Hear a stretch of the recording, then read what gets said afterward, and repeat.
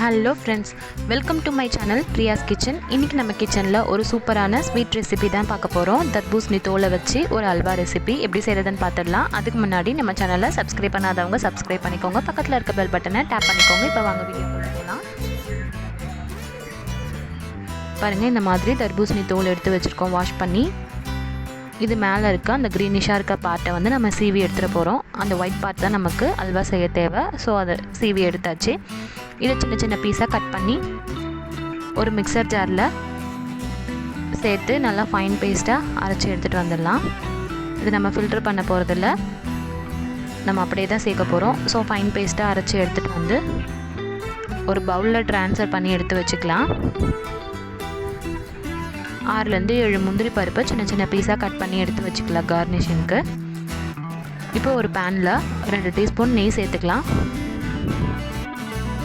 2 table spoon ரவை, 2 table spoon கடலை மாவு, இது ரெண்டுத்தையும் நல்லா வறுத்து எடுத்துக்கலாம் ஒரு 2 நிமிஷம் போல். இப்போது இந்த ஸ்டேஜில் இதில் நம்ம அரைச்சி வச்சுருக்க பேஸ்ட்டை சேர்த்து நல்லா ரெண்டுமே கம்பைன் ஆகுற மாதிரி மிக்ஸ் பண்ணி எடுத்துக்க போகிறோம். பாருங்கள், சூப்பராக கம்பைன் ஆகி வந்திருக்கு. இதில் இருக்க தண்ணி எல்லாமே கூட வற்றி வந்திருக்கு. இப்போ இந்த ஸ்டேஜில் நம்ம இதில் காய்ச்சி ஆற வச்ச 1/4 டம்ளர் பால் எடுத்துருக்கோம். அதை சேர்த்து நல்லா மிக்ஸ் பண்ணி விட்டுக்கலாம். சூப்பராக க்ரீமி கன்சிஸ்டன்சியில் இருக்குது. இந்த ஸ்டேஜில் நம்ம இதில் ஒரு 1/4 டீஸ்பூன் உப்பு சேர்த்துக்கலாம்.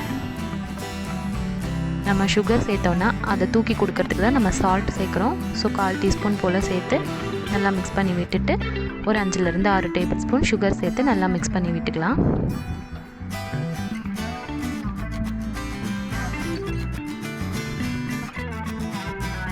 பாருங்கள், சூப்பராக கலந்து விட்டுக்கலாம். சுகர் சேர்த்ததும் நல்லா இலகி வந்திருக்கு. இது இன்னும் கொஞ்சம் திக்காகணும். ஸோ இதை ஒரு 5 நிமிஷம் போல் நல்லா மிக்ஸ் பண்ணி விட்டுக்கலாம். பாருங்கள், 5 நிமிஷம் கழித்து நல்லா சுண்டி வந்திருக்கு. இதில் 2 ஏலக்காவை நசுக்கி எடுத்து வச்சுருக்கோம். அதை சேர்த்து நல்லா மிக்ஸ் பண்ணிக்கலாம். நல்லா கலந்து விட்டுக்கிட்டே இருக்கணும். ஒரு 2 நிமிஷம் கழித்து இதில் ஒரு 2 டீஸ்பூன் நெய் சேர்த்து நல்லா மிக்ஸ் பண்ணி விடுங்க.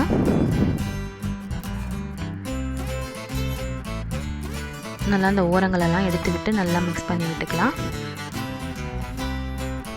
திரும்ப ஒரு 2 நிமிஷம் கழித்து ஒரு 2 டீஸ்பூன் நெய் சேர்த்துக்கலாம். இது கொஞ்சம் கொஞ்சமாக திக்காகிக்கிட்டே இருக்கும்.